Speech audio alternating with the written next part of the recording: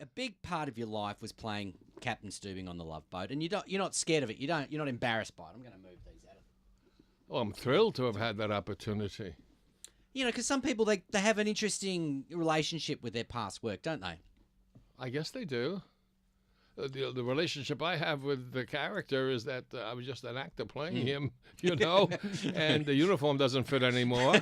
But I'm working for Princess Cruises now. It evolved into a wonderful, wonderful life for me. Yeah, well, tell us about your involvement.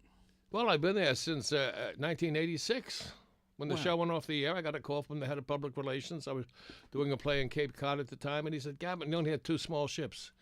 He said, we're thinking about expanding, and we'd like to have you be our spokesperson. What do you think? I said, it's a perfect marriage. Yeah. I don't have to discuss it with my wife. That's a perfect. And so we started then, 2 small ships. Now we have 17 mega ships and another one coming out this year. When you were doing the show, did you actually ever spend any time on a real boat, or was it all Oh, sets? yeah. Okay. Oh, no, 6 weeks a year we go out on a real boat. Yeah. On the Princess ships, the Pacific Princess and the Island Princess, 600 passengers each. I mean, in today's standards, that's really a minnow. That's a small little ship, you know. And so, yeah, we would go out. We did Mexico for years and Alaska. Yeah. But finally, the show got so international, everybody wanted to see it.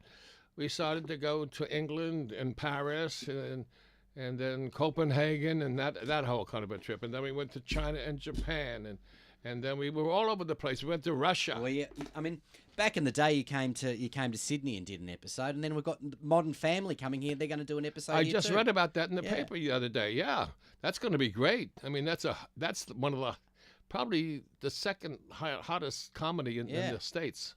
With the Love Boat, why do you think it was so successful? Why did people love it so much? I think they realized that they could escape from some of the pressures of life and the fact that it had happy endings. And I think being on the water, you know, half our body is water, 3/4, and half to 3/4 of the world is water. You know, and the older we get, the more we urinate. But I mean, the thing is, water is such a big thing. The body needs water more than food.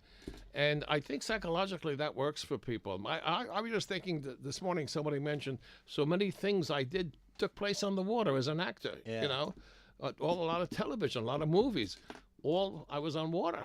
And so here I am sitting in it. No, but but the water is still an important part. And what I'm doing tomorrow morning, you know, I don't know if you know this, but, you know, 20 couples are going to be renewing their wedding vows on the Sun Princess, which is going to be a wonderful experience.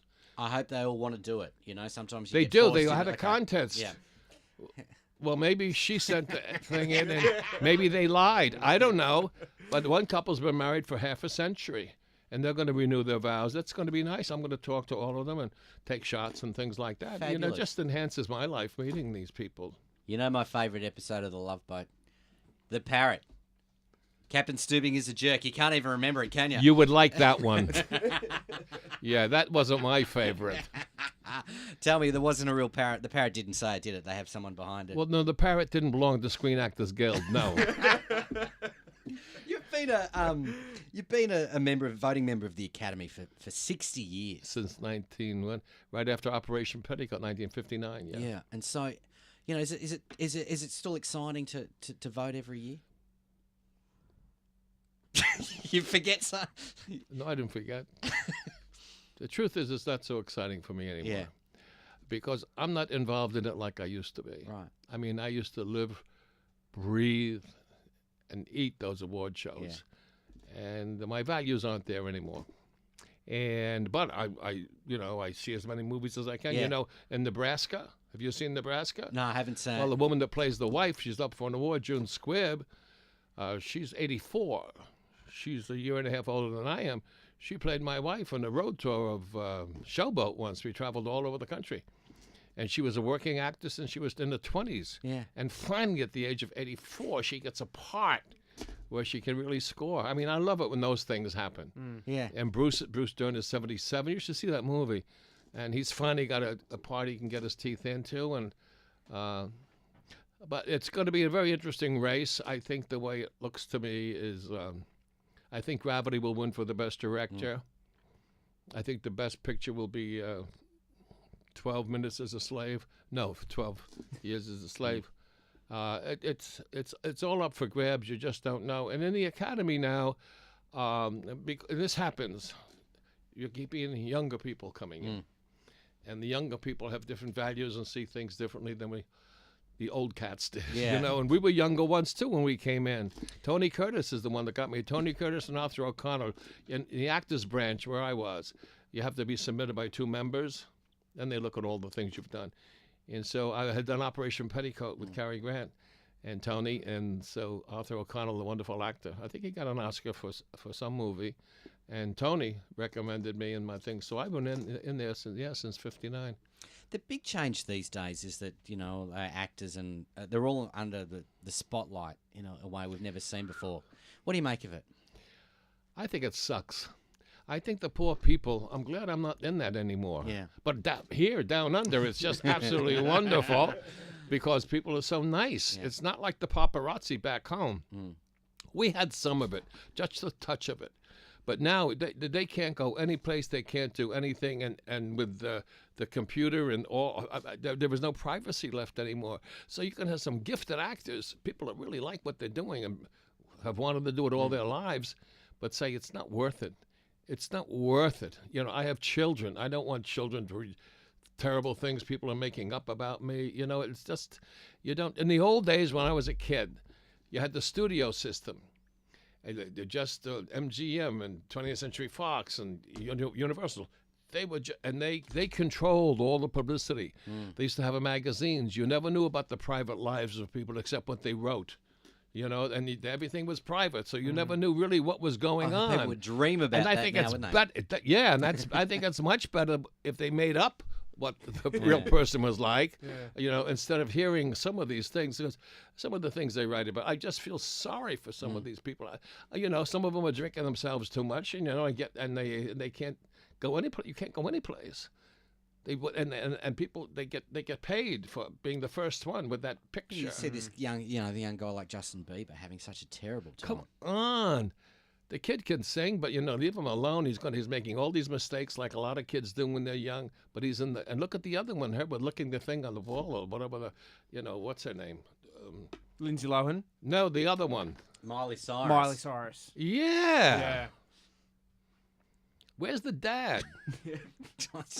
I don't know what's the other Counting the cash, I think. Breaky. She said she didn't care as long as they say her name right. I mean, so that's where her values are. And, of course, when you're young, you have to go through phases. And I just hope she comes out of that because she's a pretty good singer. What's the secret of longevity, you think, in a career like your own, You're still loving work. Yeah, I love it. I think that's great. I love the theater. I love doing princess cruises. I love certain kinds of movies. So I reached the point at my age, after doing all that jazz, that I can pick and choose. And I don't want to do anything I don't want my kids to be proud of, And consequently, I don't do as much as I used to. The fascination of the whole thing, the challenge of that whole thing, has diminished a great deal. I mean, I'm getting closer to dying. You know what I mean? I mean, you get to be this age. I mean, all those years have gone by. You go through all those things of, man, I'll do anything to get ahead. God, and you do it, and you do it, and you do it, and there you are. And then you finally write a book and say, my God, I didn't know I was so screwed up. And my values are really wrong. You should read my book, and you'll see. I would love to. Yeah, this is your captain speaking. It's great in the States, and there's a voice book, an audio one. Oh. If you're driving in your car, that's the one to have. I wish I had it with me. I'd give it to you. How long did it take to read your own book for the tape? Well, it took me a while. It took me 5 days. It really did. did. A long time, yeah. Because I used my hands like this, and we were in a very sensitive. I'm going to throw it. Thank you. A very sensitive studio, Yeah. and any other kind of noise, and we cut a lot of stuff there. So I had to sit there like this, with my shoes off, with a shirt that wasn't silk, or was silk, so it wouldn't make any rattling. You guys know that. Yeah. You're like this, recording the book. I go like that. I don't know actors that don't use the hand. You can't. But then what really complicated this surprised me, because of the front part of the book, after I talk about overcoming something, I talk about the death of my father when I was 13 years old. And writing the book, Okay, I wrote it. That's it. But in reading it, it just affected me in such a way. I almost lost it. And my manager was there and another sound person plus all these other things. And she said, this is the first chapter in the book. You want people to continue reading a book, not cry themselves to death, And so we had to do that all over. And so you had to work on, as an actor, you had to work on your emotions. But it was like being in a straitjacket, only not in a straitjacket.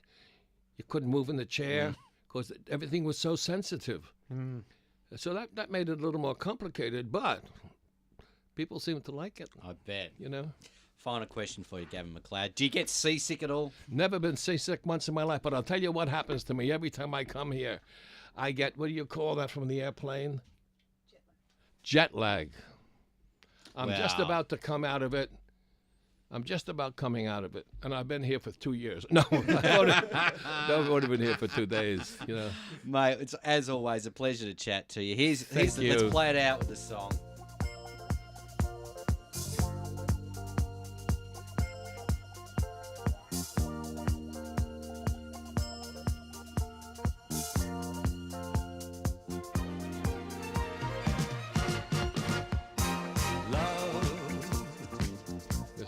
Jones. What a song.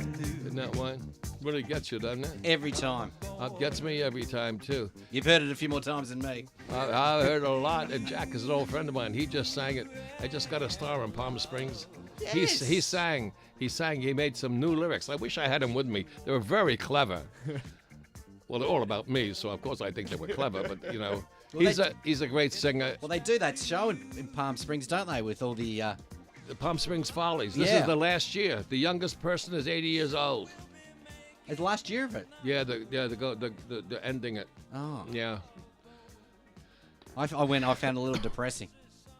Well, it is depressing. It's depressing, especially to the older people who are in it. Where are they going to work? It's not even that. It's like I just went, oh God, that's the future for me. Yeah, that's your future. The Palm Springs Follies. I'll tell them when I get home. I'm looking forward to it. Yeah, I love it. Good to see you, buddy. Bye-bye. God bless.